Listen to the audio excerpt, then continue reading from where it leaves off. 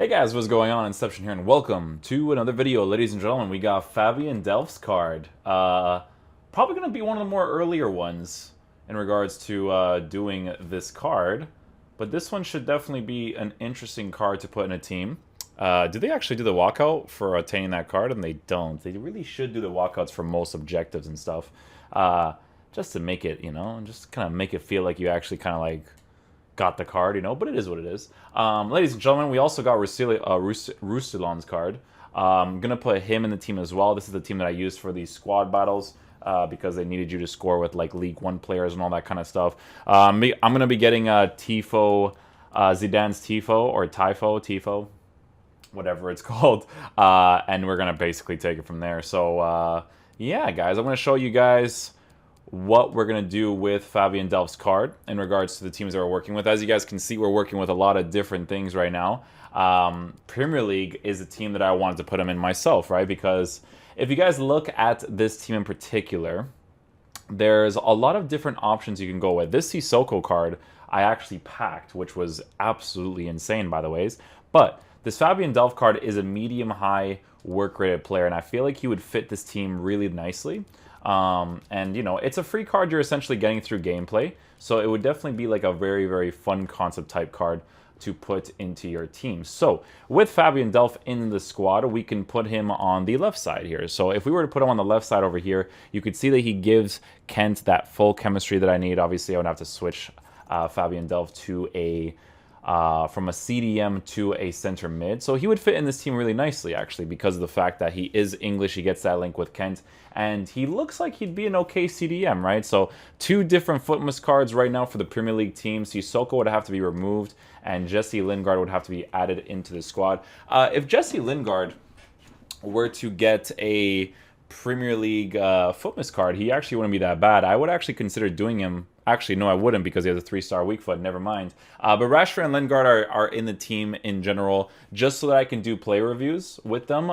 It's not necessarily because they're good players. Rashford especially, I hate this rare gold card. And this Futmas card wasn't that special either, right? I do have Jamie Vardy's card, but I really, really dislike Jamie Vardy in this game. So definitely need to work something else there. You know what? To be honest, maybe even just using Zaha there would be a better option. But this Rashford and this Lingard, I believe they're untradeable players that I did pack, right? So, but again, they are just used specifically for the player reviews. So this is the team that we're going to be lined up with. I don't have shadows on these guys because shadow is pretty expensive. I need to see where Futmas ends for me to decide if I want to give certain cards shadow or not, right? So I'm going to show you guys the custom tactics and the players that we are going to be using in what formation and whatnot, right? So Fabian Delph, I have thoughts, with him. I think I want to play him as a left center defensive mid because I want to have that left-footed player on that left side, right? That's the thing I always talk about. Medium-high work rates with Gabamin or Bauman's card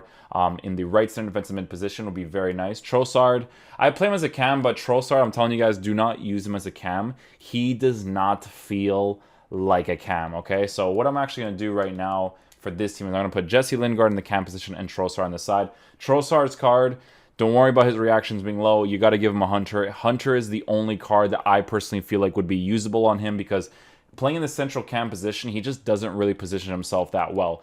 By the ways, ladies and gentlemen, this Kent card, I already did the review on him and everything, right? But this Kent card is actually very solid and very fun to use. I actually really enjoy using him. His reactions is low at 75 reactions, but the thing is that he's also 5'8", so when your reactions are low, but you're small, your center of gravity is smaller, so you just kind of like do the play really quickly. And yeah, he has low reactions, but like look at his agility, look at his balance, look at his dribbling, right? So improving those specific areas while his height is as it is, and he has, that 5-star weak foot, like obviously 85 finishing, improving it would be better, but I think giving him the shot power and the long shots to have more of a consistent part of finishing with him would be important in my opinion. I don't know exactly what chemistry style I want to give him yet. With Gabamin and for Delph's card, they would both have shadows, no doubt. Delph 100% with a shadow card would actually be very, very good. But yeah, the Premier League team is actually looking really nice in regards to players that I own for the most part. The only two players that I bought were these two guys right here because I needed center backs, but they are both trash nowadays. They're usable, but they're just not necessarily ideal. So, but this is the Premier League squad. We're building. You know, if we get new cards in the future, we could just automatically add them into the team. So hopefully they come up with new attackers that are affordable, like 60K or something. That would be really nice to add to the team. So that's the custom tactics. That's the player in the squad. Let's go try my own game and see how he plays without the shadow chemistry style, because I know with the shadow chemistry style he would be a beast, right? But I just want to make sure that he'd be a beast without it, because maybe I want the physical boost. Maybe I want to put an anchor instead of the shadow, but I'm almost certain I want to put the shadow on him instead, because you have to look at his card. He also has very, very good dribbling stats, very good passing stats, and I just think that with a shadow, increasing his defensive capabilities even more would be an ideal situation. So let's get into a game and see how he plays.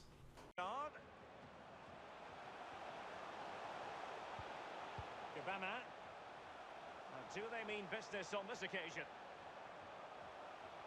A little dribble with him there, just to open up the space a little bit. Accurate pass upon accurate pass. Pretty solid on his left foot. Jesse Lingard, a little cross. Oh, that's player quality right there for sure. I don't know what, that was a weird touch that he did there. Don't know what that was about. Lingard. Delph.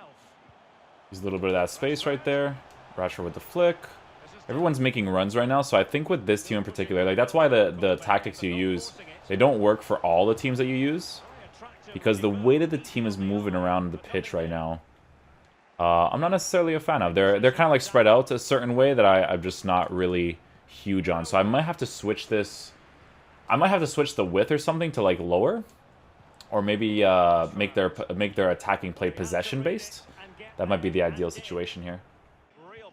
On the counter-attack, not so. Now in possession, Kossar. Delph. A little pass there by Delph. Gonna lay it off to Delph again. I think the biggest problem with this team in particular is that the cam and the striker aren't very good. So I think that's what like ruins the movement in general from the entirety of the squads. Ake is up here right now, which is weird. Useful looking ball. Splendid defending, and it needed to be. It's the high pressure, high intensity approach. All right, Delph's going to be the guy that starts up the play right there. See if Rashford utilizes this empty space. So I switched my tactics to balance and balance again, so 5 and 4. I want to see what the players are going to move like now, because I have getting behind on Rashford now, just to see if the general off-the-ball movement is a little bit better.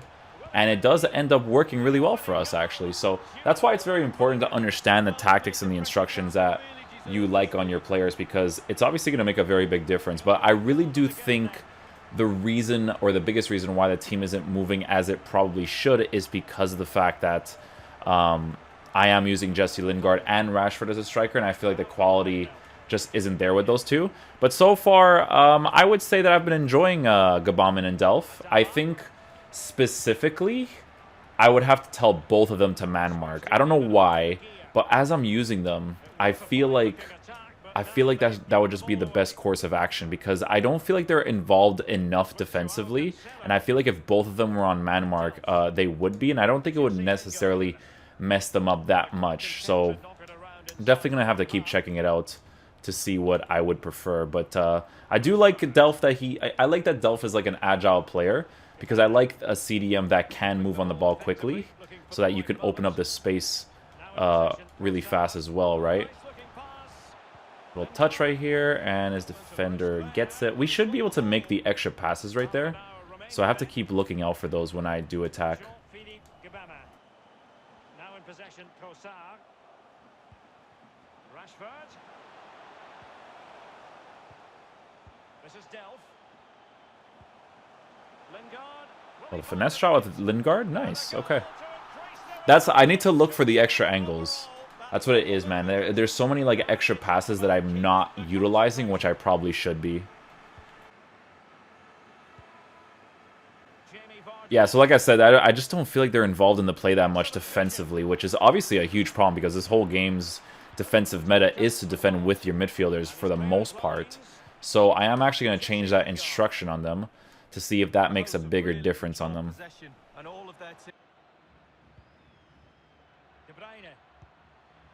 We've had the official word. There will be a minimum of 2 added minutes.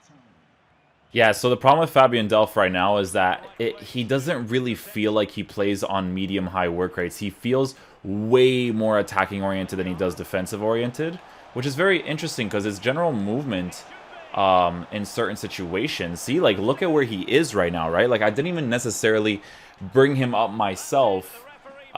Maybe it has to do with his, like, attacking positioning or something, but he will not play defensively for you. I don't think he will. You can give him a shadow card. I think giving him a shadow card would be really nice, though. We're going to take a look at his card on Futman.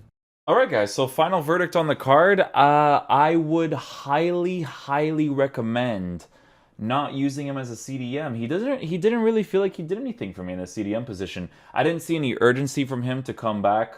I didn't see any type of defensive presence at all, and obviously he doesn't have like crazy defensive stats, right? So the thing about this card, though, is that, you know, if you play him, I highly recommend playing him in the center mid position, because the center mid position, I would ignore the medium high work rates a tad bit because he is very attacking oriented. This guy always wanted to utilize empty space.